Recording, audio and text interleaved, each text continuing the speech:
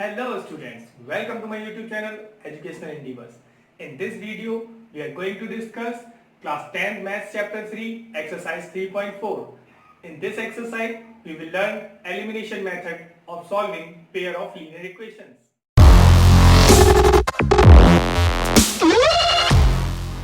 So now let's see question first of this exercise. So I have taken part second of question first का मैंने second part लिया है। आप देख सकते हैं क्वेश्चन में क्या कह रहे हैं कि solve this pair of equation by elimination method. तो लास्ट एक्सरसाइज में हमने सब्स्टिट्यूशन मेथड सीखा था और इस एक्सरसाइज में हम एलिमिनेशन मेथड सीखेंगे। तो जानते हैं कि एलिमिनेशन मेथड से हम किस तरह से सॉल्व कर लेते हैं। देखिए, एलिमिनेशन का मतलब होता है कि एलिमिनेट करना, ठीक है ना। एलिमिनेट मतलब किसी भी चीज को हटा देना। तो यहाँ पर जो दो वेरिएबल हैं x और y, अगर इनमें से एक वेरिएबल हट जाता है और केवल y ही रह जाता है तो फिर हमारा y की वैल्यू आ जाएगी। यही सेम काम हम सब्स्टिट्यूशन में करते थे। सब्स्टिट्यूशन में हम एक वेरिएबल को एलिमिनेट कर देते थे बाय पुटिंग इट्स वैल्यू, यानी कि जैसे मैं इसमें से x की वैल्यू निकाल के अगर यहाँ पुट कर देता हूँ तो इसमें से x एलिमिनेट हो जाएगा, केवल y ही तो रह जाता था। ठीक है, यही काम यहाँ करना है लेकिन दूसरे तरीके से। देखिए आपको करना क्या है, आप क्या ध्यान रखेंगे कि दोनों इक्वेशन को देखिए। फर्स्ट इक्वेशन में x के साथ जो नंबर लिखा है यानी x का जो कोफिशिएंट है 3, उसका मल्टीप्लाई आप सेकंड इक्वेशन में कर दीजिए और जो सेकंड इक्वेशन में x के साथ लिखा है उसका मल्टीप्लाई यहाँ कर दीजिए। ये सबसे सिंपल तरीका है एलिमिनेशन समझने का, ठीक है ना। बाद में मैं और कायदे से आपको समझा दूंगा, अभी आप केवल इतना समझिए। तो 2 का मल्टीप्लाई जब मैं पूरी इक्वेशन में करूंगा तो 2 3 जा 6x प्लस 2 4 जा 8y इक्वल 20 हो जाता है। और वहां उस इक्वेशन में 3 का मल्टीप्लाई करते हैं तो 3 2 जा 6x माइनस 3 2 जा 6y इक्वल 3 2 जा 6, ठीक है ना। ऐसा करने से क्या हो गया, देखिए ऐसा करने से हमारा जो x का टर्म है वो वैल्यू में इक्वल हो गया। मतलब यहाँ पर भी 6x है और यहाँ पर भी 6x, यानी कि उसका कोफिशिएंट कैसा हो गया, बराबर हो गया। और अब अगर मैं इन दोनों इक्वेशन को सॉल्व करूं तो मैं इस x को एलिमिनेट कर सकता हूं। देखिए ये दोनों प्लस के हैं, ठीक है ना। तो अभी मैं इन दोनों इक्वेशन को माइनस कर दूंगा। क्या कर दूंगा, माइनस। और माइनस करने के लिए क्या करना होता है कि सेकेंड इक्वेशन के साइन को चेंज कर देते हैं, ठीक है ना। अगर मान लीजिए ये पहले से ही माइनस का 6x होता तो अगर मैं अब माइनस करूंगा तो ये प्लस का हो जाएगा, तो फिर ये दोनों जुड़ जाएंगे, एलिमिनेट नहीं होंगी, ठीक है। क्योंकि हमें एलिमिनेट करना होता है यानी कि हमें इसको कैंसिल करना है, तो इसके साइन डिफरेंट ही रखने पड़ेंगे। तो अगर यहाँ प्लस हो तो सारे साइन चेंज कर दो, और अगर पहले से ही माइनस है तो कोई साइन चेंज मत करो।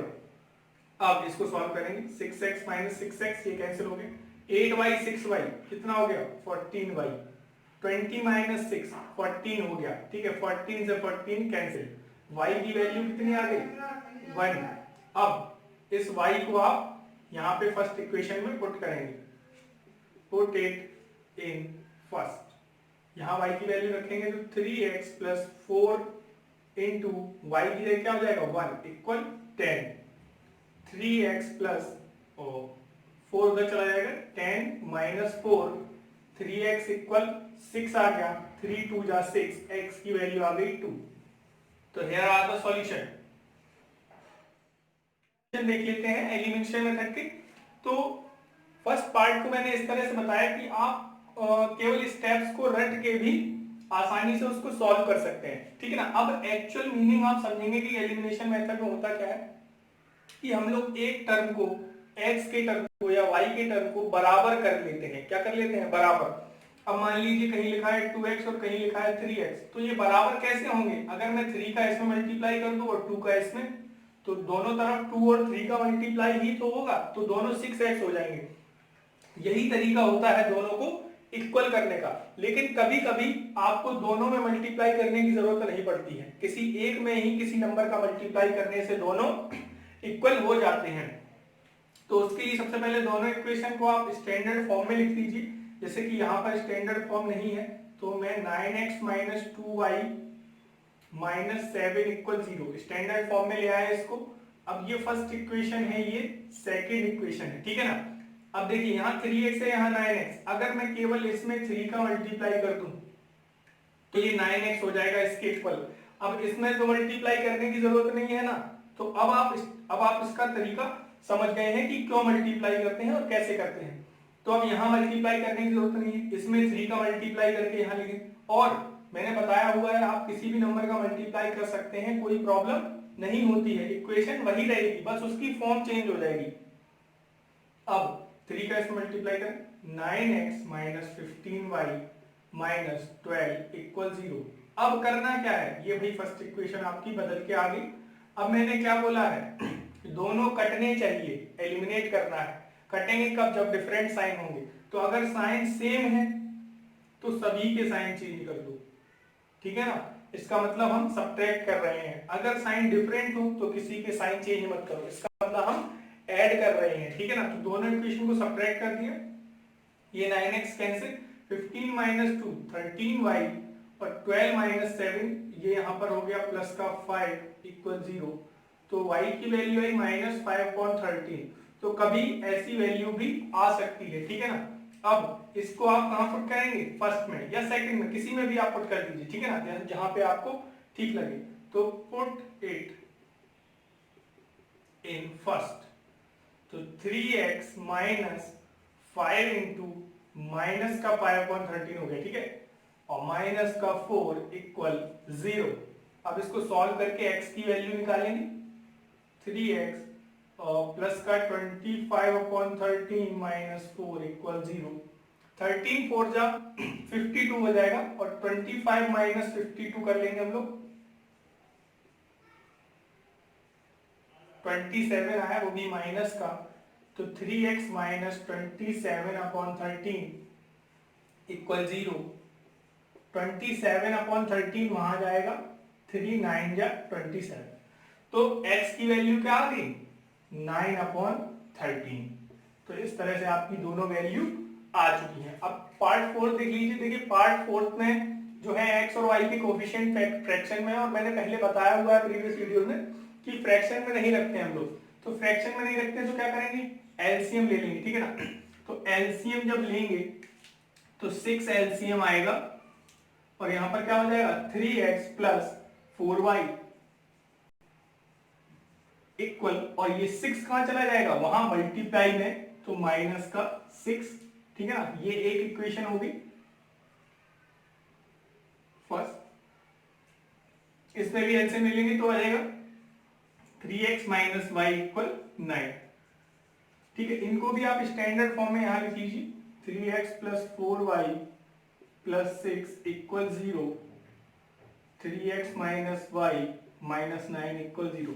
देखिए मैंने पहले इनको इधर एक साथ लिखा, क्यों, क्योंकि मुझे दिख रहा है कि यहाँ पर दोनों कैसे आ गए, इक्वल आ गए हैं पहले से, तो अब हमें कुछ भी मल्टीप्लाई करने की जरूरत नहीं है। अब आप बताइए इन दोनों इक्वेशन को ऐड करेंगे कि सब्ट्रैक्ट, सब्ट्रैक्ट, क्योंकि साइन कैसे हैं, सेम है, और हमें बदलना है, और बदलने का मतलब सब्ट्रैक्ट होता है। तो 3x कैंसिल हो गया, 4y प्लस 5y, 6 और 9 15 इक्वल 0। 15 वहां जाएगा तो माइनस का 5 से कैंसिल हुआ तो माइनस का 3। अब y को फर्स्ट में पुट करेंगे, put it in first, 3x plus 4 into minus 3 equal minus 6। तो ये हो जाएगा माइनस का 12, वहां जाके प्लस का 12 हो जाएगा, तो 12 माइनस 6 x आ गया आपका 2। Okay, here is your answer. तो चलिए अब देखते हैं क्वेश्चन नंबर सेकंड, ठीक है ना। तो क्वेश्चन नंबर सेकंड में कुछ वर्ड प्रॉब्लम्स दी गई हैं। जिस तरह से आपने प्रीवियस एक्सरसाइज में कुछ वर्ड्स प्रॉब्लम सॉल्व की थी, उन वर्ड प्रॉब्लम को क्या करा था आपने, पेयर ऑफ लीनियर इक्वेशन में कन्वर्ट करके उसको सब्स्टिट्यूशन मेथड से सॉल्व किया था। सेम यहां पर भी करना है कि पेयर ऑफ लीनियर इक्वेशन को आपको इन वर्ड प्रॉब्लम्स को आपको पेयर ऑफ लीनियर इक्वेशन में कन्वर्ट करना है, और फिर उस पेयर ऑफ लीनियर इक्वेशन को एलिमिनेशन मेथड से सॉल्व क्या कह रहे हैं, if we add 1 to the numerator and subtract 1 from the denominator. देखिए ये न्यूमरेटर और डिनोमिनेटर वाला क्वेश्चन है, तो कह रहे हैं क्या कि 1 आपको न्यूमरेटर में से ऐड करना है और सबट्रैक्ट करना है 1 डिनोमिनेटर में से। देखिए न्यूमरेटर और डिनोमिनेटर वाले क्वेश्चन में मैंने आपसे बोला था कि आप मान लीजिए, तो लेट फ्रैक्शन क्या मानेंगे आप, x अपॉन वाई, ठीक है ना, ऐसा ही मानने के लिए बोला, फ्रैक्शन हमेशा क्या मानेंगे, x अपॉन वाई। अब फर्स्ट कंडीशन में क्या कह रहे हैं, न्यूमरेटर में 1 ऐड कर दीजिए, डिनोमिनेटर में 1 माइनस कर दीजिए, ठीक है ना। अ फ्रैक्शन रिड्यूसेस टू 1, तो फ्रैक्शन क्या हो जाती है, 1 हो जाती है, ठीक है ना। अब सेकंड कंडीशन क्या बोल रहे हैं, देखते हैं, it becomes 1 upon 2 if we only add 1 to the denominator, और ये 1 अपॉन 2 बन जाती है, क्या बन जाती है, 1 अपॉन 2, अगर हम लोग ऐड कर देंगे 1 टू द डिनोमिनेटर, डिनोमिनेटर में क्या ऐड कर देंगे 1, तो ये दो कंडीशन आप बना लेंगे कि बिल्कुल इजी है। अब इससे बन जाएगी इक्वेशन, ये y माइनस 1 ये 1 के साथ मल्टीप्लाई हो गया, ये दोनों इधर आ जाएंगे, y माइनस में हो जाएगा, माइनस का 1 यहाँ के प्लस का 1 होगा, प्लस का 1 पहले से ही है तो प्लस का 2 हो गया, यहाँ पर देखते हैं 2 यहाँ पे मल्टीप्लाई हुआ 2x, और y प्लस 1 वहां होगा, यहाँ लेके आएंगे तो 2x minus y minus 1 equal 0। अब आप इन दोनों इक्वेशन में देखिए, क्या ये दोनों इक्वल हैं, नहीं, तो यहाँ पे 2 का मल्टीप्लाई कर देंगे तो 2x और 2x हो जाएगा, बिल्कुल हो जाएगा। लेकिन अब मैं आपको एक और दूसरी चीज बताता हूँ कि जरूरी नहीं है हम x को इक्वल करें, हम y को भी तो इक्वल कर सकते हैं, उसको एलिमिनेट कर दो तो फिर x की वैल्यू आ जाएगी। और आप क्या देख रहे हैं, यहाँ पर y कैसे हैं, सेम, तो अब आपने उस इक्वेशन को उठा के यहाँ लिख लिया, कुछ मल्टीप्लाई करने की जरूरत नहीं है क्योंकि ये दोनों आप कैसे हैं, सेम, और लेकिन इनके साइन क्या है, सेम है, तो ये कैंसिल नहीं होंगे, तो साइन को सभी को चेंज कर देंगे, ये माइनस ये प्लस और प्लस, मतलब हमने इनको सब्ट्रैक्ट कर दिया, अभी y कैंसिल हो गया, माइनस 2x और प्लस का x, माइनस का x बचेगा, 2 और 1 हो गया प्लस का 3 तो 3 वहां जाएगा या x वहां जाएगा, तो x इक्वल क्या आ जाएगा 3, ठीक है ना, और इसकी वैल्यू कहां पुट कर देंगे, फर्स्ट में, फर्स्ट इक्वेशन इसको लिख लेते हैं, put it in first, first में इसको रखेंगे हम लोग, तो 3 माइनस वाई प्लस 2 इक्वल 0, ठीक है ना, तो वैल्यू क्या आ जाएगी 3 प्लस 2 5, तो y इक्वल आ जाएगा 5, यानी कि फ्रैक्शन क्या हो गया 3 अपॉन 5, फ्रैक्शन इज 3 अपॉन 5। चलिए अब देखते हैं इसका सेकंड पार्ट, चलिए अब देखते हैं इसका सेकंड पार्ट। तो सेकंड पार्ट में क्या कहना है, ये एक एज वाला क्वेश्चन है, देखिए कुछ पर्टिकुलर टाइप की ही वर्ड प्रॉब्लम्स होती हैं जिनको आपको पेयर ऑफ लीनियर इक्वेशन में बदलना पड़ता है। तो एक हमने फ्रैक्शन वाला सीख लिया, अभी ये एज वाला भी एक क्वेश्चन आता है जिसको आप 2 क्वेश्चन इसके पहले भी कर चुके हैं, क्या कह रहे हैं 5 years ago। तो इस एज वाले क्वेश्चन में आप क्योंकि पहले कर चुके हैं इसलिए मैं बताता हूं कि इसमें 2 चीजें आपने देखेंगी, कुछ साल पहले और कुछ साल बाद, तो 2 कंडीशन आती है हमेशा, अगो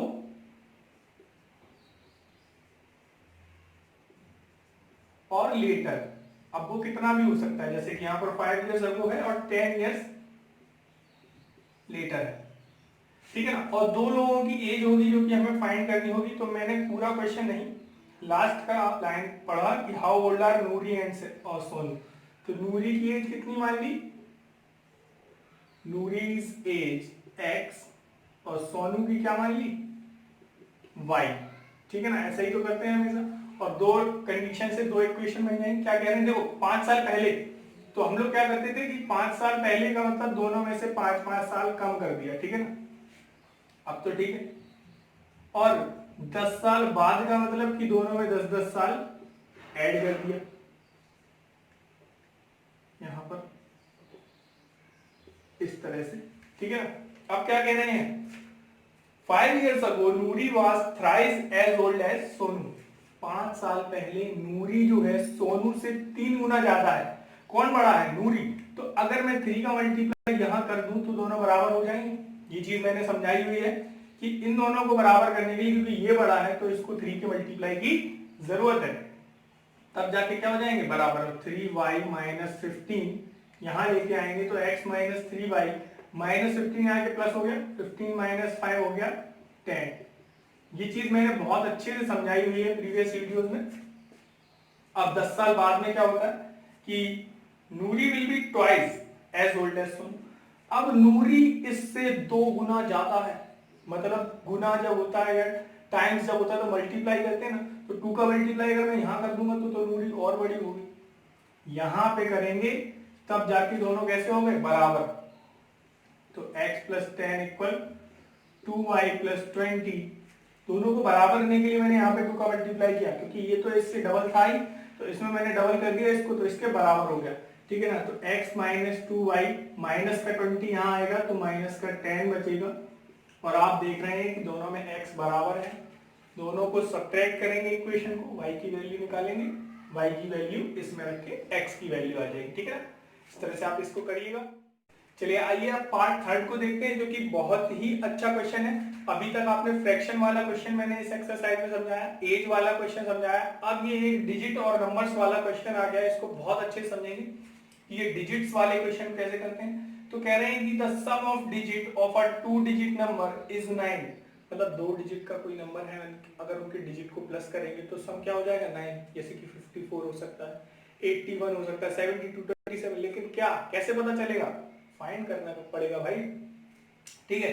also 9 times this number is twice the number obtained by reversing the order of digit, find the number. देखिए बहुत ही अच्छा क्वेश्चन है। अब क्या कह रहे हैं, find the number of digit, और 2 डिजिट का नंबर है तो कुछ इस तरह से होगा, ये टेंस प्लेस पे, ये वंस प्लेस पे, ऐसा ही तो होगा, कुछ भी हो सकता है। जैसे मैंने बोला 63, 72, 81, अब पता नहीं क्या होगा, ठीक है। दोनों कंडीशन से पता कर लेंगे कि क्या है। फिलहाल के लिए ये पता है कि एक डिजिट x है और एक y, यानी कि let tens digit equal x, और जो वंस प्लेस पे है वो क्या है, y। मान लीजिए नंबर है 23 या मान लीजिए 63, ठीक है ना। तो इसको मैं 6 इंटू 10 प्लस 3 लिख सकता हूं, अगर एक्सपेंडेड फॉर्म में लिखूं, जैसा कि आपने छोटी क्लासों में अपनी सीखा हुआ है। तो अगर इसी तरह टेंस प्लेस पे x है और वंस प्लेस पे y है, तो नंबर क्या हो जाएगा,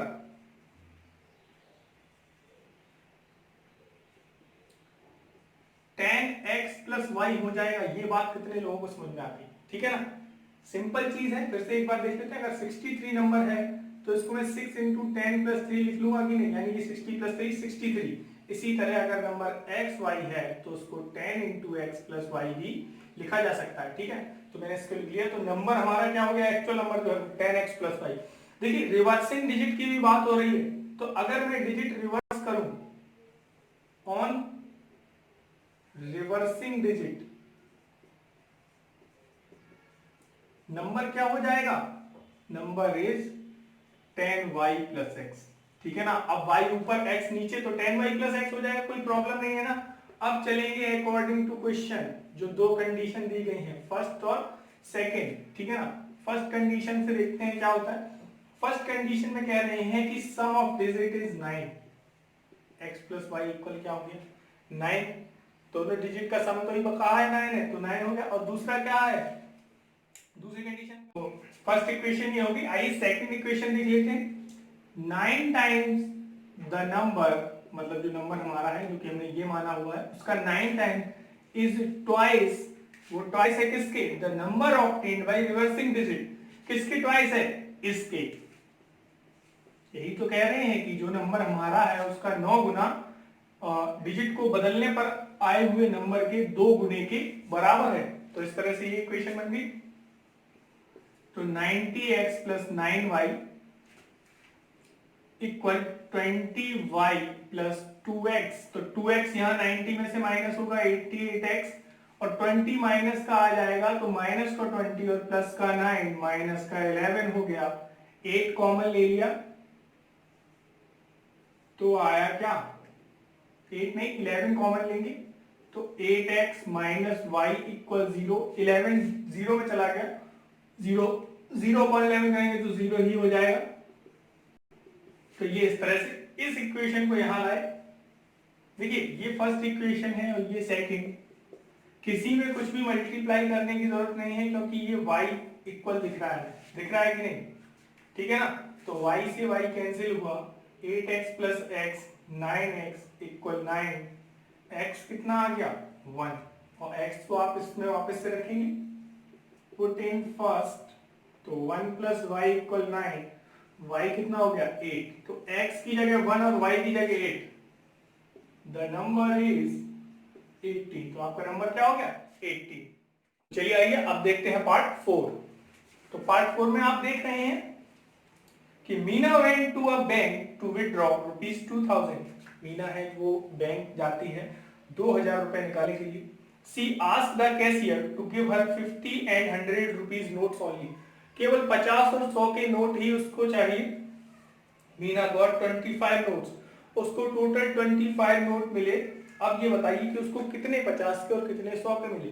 दो चीजें अननोन है, उनको मान लेंगे।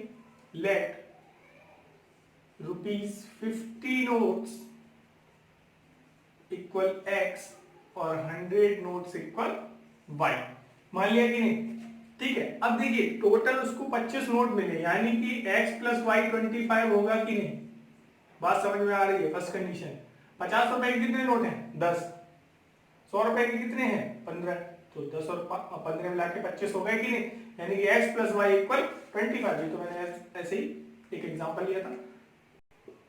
सेकंड कंडीशन आप कहीं दी नहीं, दी है टोटल सम कितना है 2000। मान लीजिए अगर 50 रुपए के x नोट हैं, तो उन 50 रुपए की वैल्यू, 50 के नोट की वैल्यू कितनी हुई 50 इंटू 10 हो जाएगी कि नहीं, यानी कि अगर x नोट है तो 50 इंटू एक्स। इसी तरह 100 वालों की 100 इंटू वाई। बात समझ रहे हैं ना। अगर 10 नोट है 50 के, तो 50 गुणे 10 500 रुपए हो गए कि नहीं हो गए। तो अगर x नोट है तो 50 इंटू एक्स हो जाएगा, ऐसे ही y नोट है तो 100 इंटू वाई हो जाएगा, और टोटल है कितना 2000, यानी कि 50x प्लस 100y इक्वल 2000, और इसमें से 50 कॉमन आ जाएगा तो बचेगा x प्लस 2y इक्वल 2000, और ये एक जीरो से एक जीरो, 5 से 200 कैंसिल हुआ, 40 आ गया, यानी कि इक्वेशन क्या आ गई x प्लस 2y इक्वल 40। ये दूसरी इक्वेशन। दोनों इक्वेशन, फर्स्ट इक्वेशन को यहां लाए और कुछ मल्टीप्लाई करने की जरूरत नहीं क्योंकि x आपको इक्वल दिख रहा है, लेकिन सेम साइन का है तो क्या कर देंगे साइन चेंज कर देंगे। अगर सेम साइन है x कैंसिल, 2y में से y गया तो y, 40 में से 25 गया तो 15, y देखिए 15 आ गया, ठीक है ना।